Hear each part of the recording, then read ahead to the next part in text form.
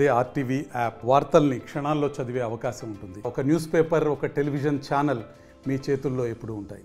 అబద్ధాలు మాట్లాడి రాజకీయాలు చేయలేరన్న దానికి ఢిల్లీ ఫలితాలే నిదర్శనం. తెలంగాణలో జరిగినటువంటి అసెంబ్లీ ఎన్నికల ఫలితాల తర్వాత ఢిల్లీలో జరిగినటువంటి ఫలితాలు ఈరోజు అవినీతి చేస్తే ప్రజలు ఏ రకంగా గుణపాఠం చెప్తారో ఢిల్లీ ఫలితాలే దానికి నిదర్శనం. కాంగ్రెస్ పార్టీ రాహుల్ గాంధీ గారు చాలా గొప్పగా ఢిల్లీలో ప్రచారం చేశారు.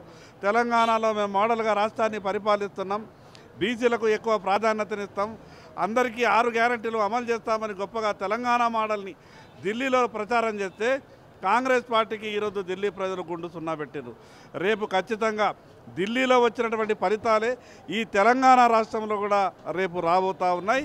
దానికి కాంగ్రెస్ పార్టీ ఈరోజు ఈ రాష్ట్రంలో అవలంబిస్తున్నటువంటి విధానాలు చూసి ఢిల్లీలో ఏ రకంగానైతే ప్రజలు కాంగ్రెస్ పార్టీని అదేవిధంగా ఆమ్ ఆద్మీ పార్టీని శిక్షించారో రేపు భవిష్యత్తులో ఈ రాష్ట్రంలో తెలంగాణలో భారతీయ జనతా పార్టీ అధికారంలోకి రాబోతున్నారు.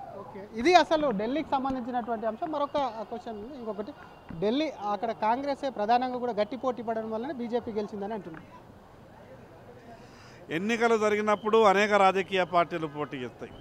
ఎవరు గట్టిగా పోటీ ఇచ్చిందనే కాదు, అంతిమంగా ప్రజలు ఎవరికి మద్దతు ఇచ్చిందనేది రిజల్ట్స్ డిక్లేర్ చేస్తాయి తప్పితే ఎవరి పోటీ వల్ల ఎవరు గెలిచిందనే కాదు, ప్రజలు ఎవరికి మద్దతు ఇచ్చిండ్రు, ఎవరు గెలిచిండ్రు అనేది ఎన్నికలలో ప్రధానాంశం. Okay, thank you. ఇది అసలు ప్రజలు ఎవరికి ఓటేశారు, కాంగ్రెస్ గట్టి పోటీతోనే కూడా ఒకవైపు అటు ఆమ్ ఆద్మీ గెలిచింది అనేది కూడా కరెక్ట్ కాదు. కాబట్టి ఎట్టి పరిస్థితుల్లోనే అక్కడ బీజేపీ గెలుస్తుంది. కాబట్టి అది నెక్స్ట్ తెలంగాణలో కూడా రిపీట్ అవ్వడం ఖాయమని చెప్పి కూడా BJLP deputy floor leader Payal Shankar ఆశాభావం వ్యక్తం చేస్తున్నారు. కెమెరామెన్ గజప్తో శ్రీధర్, RTV హైదరాబాద్.